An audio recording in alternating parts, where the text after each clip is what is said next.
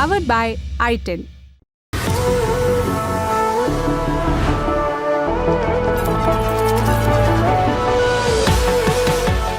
बात प्रधानमंत्री नरेंद्र मोदी के विदेश दौरे से जुड़ी हुई। प्रधानमंत्री मोदी 4 सितंबर को 2 दिन की यात्रा पर सिंगापुर पहुंचे थे और आज यानी 5 सितंबर को वहां की संसद पहुंचे, जहां सिंगापुर के पीएम लॉरेंस वोंग ने उनका स्वागत किया। पीएम मोदी ने सिंगापुर के पीएम से कहा कि आपके प्रधानमंत्री पद संभालने के बाद यह हमारी पहली मुलाकात है। सिंगापुर सिर्फ एक सहयोगी देश ही नहीं बल्कि हर विकासशील देश के लिए एक प्रेरणा है। हम भी भारत में कई सिंगापुर बनाना चाहते हैं। मुझे खुशी है कि हम इस दिशा में मिलकर के कोशिश कर रहे हैं। इस मुलाकात के बाद भारत और सिंगापुर ने सेमीकंडक्टर, डिजिटल टेक्नोलॉजी, स्वास्थ्य सहयोग और स्किल डेवलपमेंट के क्षेत्र में अहम समझौतों पर साइन किए। समझौते के मुताबिक दोनों देश semiconductor cluster development, semiconductor designing और मैन्युफैक्चरिंग पर फोकस करेंगे। इस मौके पर दोनों ही राष्ट्राध्यक्षों ने भारत सिंगापुर के व्यवसायियों को संबोधित भी किया।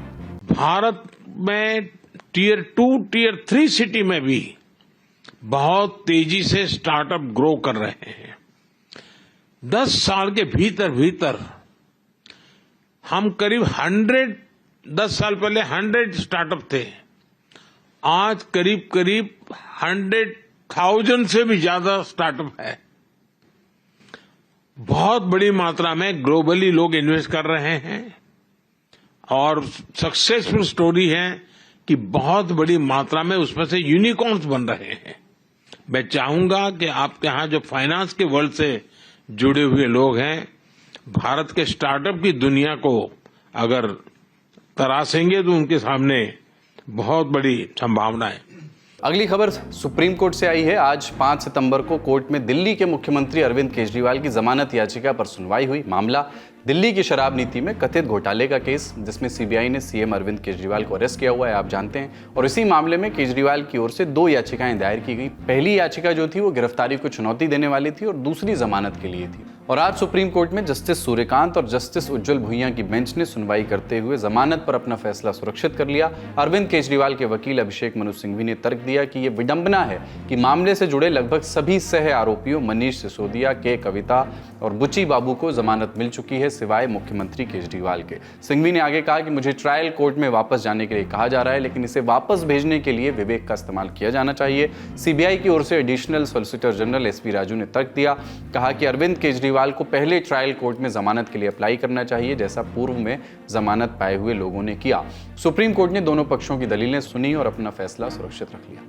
अगली सुर्खी महाराष्ट्र से है। कांग्रेस सांसद और नेता प्रतिपक्ष राहुल गांधी और पार्टी के अध्यक्ष मल्लिकार्जुन खड़गे राज्य के दौरे पर हैं। सांगली में एक जनसभा को संबोधित करते हुए राहुल गांधी ने छत्रपति शिवाजी की उस 35 फीट ऊंची मूर्ति का जिक्र किया जो 25 अगस्त को ढह गई थी। इस घटना का महाराष्ट्र के विपक्षी दलों ने काफी विरोध किया था। 30 अगस्त को प्रधानमंत्री नरेंद्र मोदी ने इस मामले में माफी भी मांगी थी। अब इस मामले में राहुल गांधी का कहना है कि जो गलती करता है वो माफी मांगता है। सच्चाई है, माफी वही मांगता है जो गलत काम करता है।